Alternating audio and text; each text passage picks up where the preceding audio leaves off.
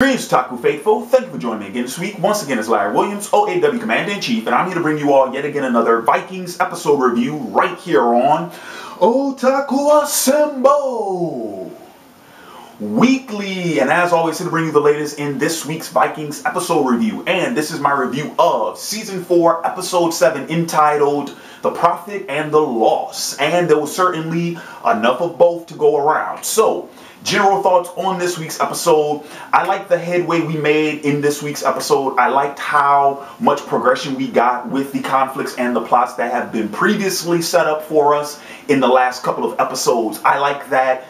I can definitely see now where we're headed, given that we only have about 3 more episodes until the season break.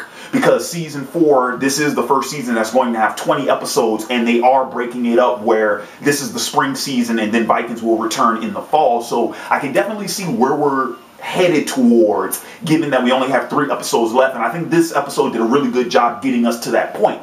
So, jumping into the episode, especially as it pertains to the title, The Profit and the Loss. First, let's talk about the losses in this week's episode. And I think that was the major crux of the Vikings storyline this week. Is this episode, when they return to Francia, and of course this is the first major push back towards Paris, with them going down that river. Well, they were completely decimated. Completely decimated. It seems like Rollo's idea to use the chain between the 2 forts in order to block off the Viking ships.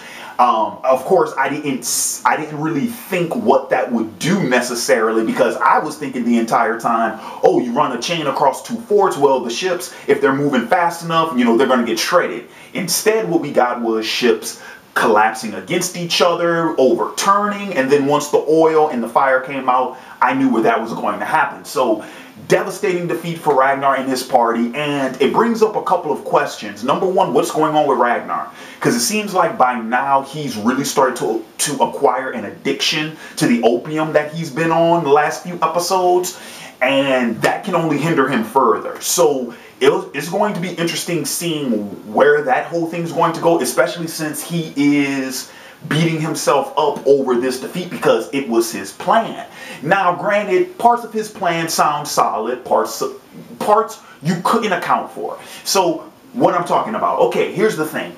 The idea to use a ground party in order to distract the archers and get some of that fire away from the ships, okay, that was a sound idea. The fact that the ground party did not expect to have to be moving on marshland, they couldn't have known that. They couldn't have predicted that.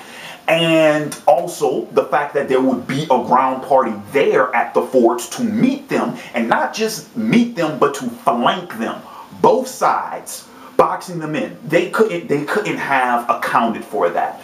So, while I understand what Ragnar, I get what his character's going through. I could see why he would be experiencing what he's experiencing. But some parts of the plan, okay, yeah, better judgment would have been needed. But some of the parts, look, man, that's the matter of war. And considering that Rollo is the one leading this defense against them, Rollo knows their battle tactics. So that's just another thing. That's just another obstacle they didn't equate for, they didn't plan for. Other losses for the Vikings, okay, Floki and him losing Helga. Though I do not know if Helga is actually dead or not, because in the scene where Floki's praying over her body, it seems like her nostrils flared. So I'm like, is she still alive?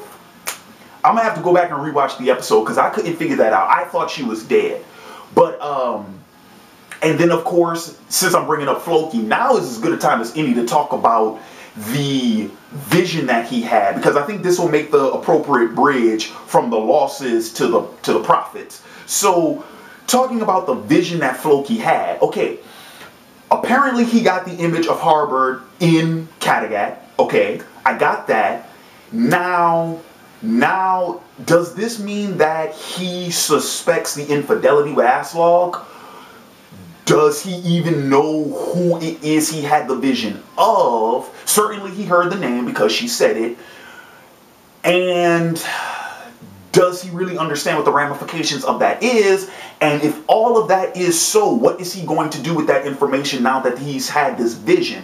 Is he going to share that with Ragnar? Is this going to play a part somehow in his relationship with Ragnar as the series continues? We don't know. I'm still trying to figure out what the purpose of the vision was. And in fact, I was still trying to figure out what the meaning of the vision was. But it's going to be real interesting seeing where that's going to go, especially since, once again, I'm still trying to wrap my brain around Harbard. Why is he in Kattegat? Why did he choose now to return to Kattegat? What is that really all about? Now, I did go and do my homework because one of my subscribers last week in last week's review did mention, oh, Harbard's true identity. So I did go, I looked it up. Apparently, this is one of Odin's aliases, which brings up another question. Okay, what is his purpose for being in Kattegat? Is it to create mischief? Is it to create turmoil? Is it to provide some type of conflict for Ragnar? Because if that is the case, do you all remember back in season 1 and even in season 2 how they used to talk about Ragnar as if he's favored by the gods? At one point, I remember in season 1, they were like, oh, Ragnar believes he is the son of Odin. So if Ragnar was always favored by the gods, why would this mythological figure, especially if it is the All-Father, why would he get involved in what's going on in Kattegat now?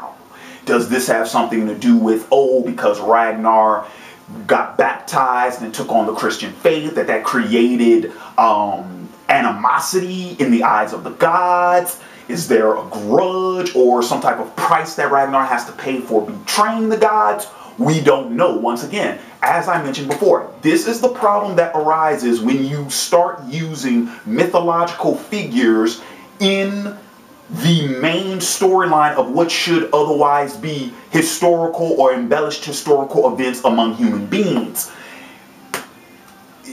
And once again, the fact that this is the History Channel, I kind of have an issue with that because I'm like, are we getting, are we getting dramatized retellings of historical events? Because if we are, you can't just start throwing fictional characters in there. That creates an issue. So I'm going to be keeping my eye out, seeing where that whole story is going. Now, let's talk about the prophets. People who got their money's worth this episode. People who, things paid off for them. Number one, Rollo. Looks like his defenses actually did pay off.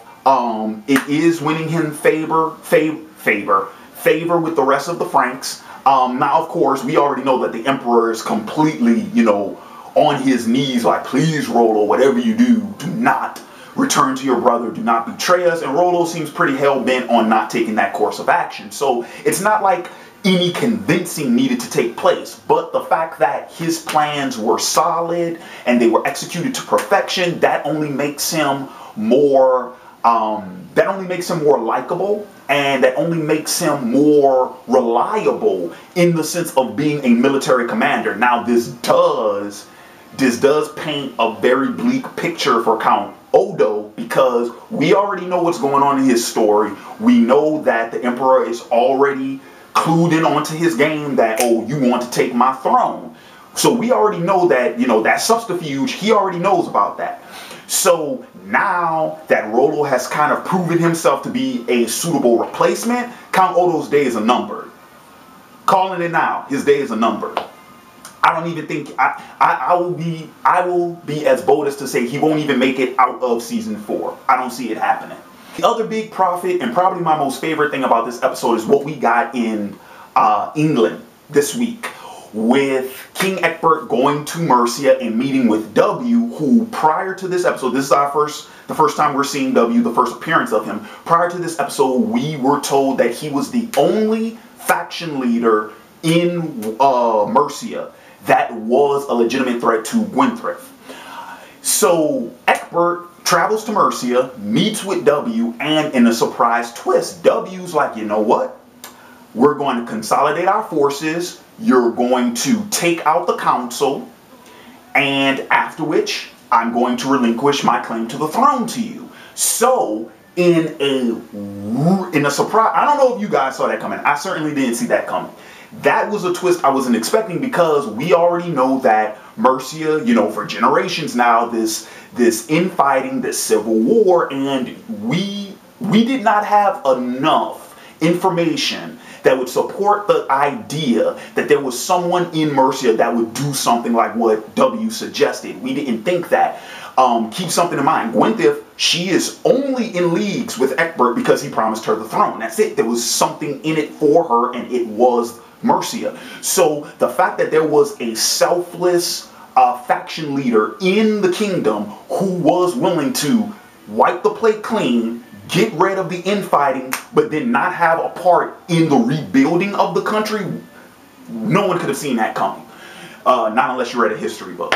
So anyway, so funny enough, Ecbert got what he wanted. That's what he wanted all along. And guess what? The main force, the main person he would have really had difficulty with is now an ally. Things just keep working out for this man. Now, how is this going to work out for him in the long run? Well, we'll find out next week, because based off of the preview, Gwyneth had a problem with that, and that's going to cause some problems for Ecbert, definitely in next week's episode, but we'll have to wait until next week to see. So that finishes my episode review. I want to thank you all for joining me again this week. In the comments below, leave your thoughts both on this week's episode and what do you guys think about the preview we got for next week's episode. How do you think some of the events that I've discussed in my reviews and the events that we've seen in the series so far, how do you think these things are going to play out? As always, if you like this video, please feel free to thumb it up, share it with other fans of the show and other people you think would enjoy my reviews, and stay up to date with the latest OAW videos by subscribing to the OAW YouTube channel. Annotation is above head. Also, brief note, if you guys have checked out the descriptions of my latest videos, I have been including the links for the OAW Facebook and Twitter pages. Please feel free, like the OAW Facebook page and follow me on Twitter. What's coming down the wire this weekend? Okay. Tomorrow, I will be doing a special live hangout. I actually have one of my subscribers will be joining me. I'm also currently working on getting some of my other fellow YouTubers on board for the hangout. But in essence, this will be discussion of the week's return to OAW with a special live hangout where we will be discussing rewriting the DC shared universe. Yes!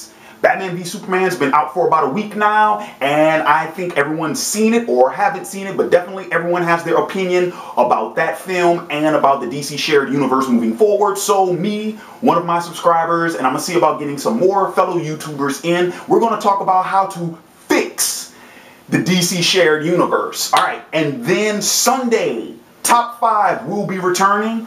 Still trying to figure out the topic for this new top 5, but that video will be returning on Sunday. So with that being said, oh, and don't worry, Daredevil reviews will be back. Monday, I'll be back up with the Daredevil episode reviews. And with that being said, it's been Larry Williams, OAW Commander-in-Chief, signing off. And until next time, peace.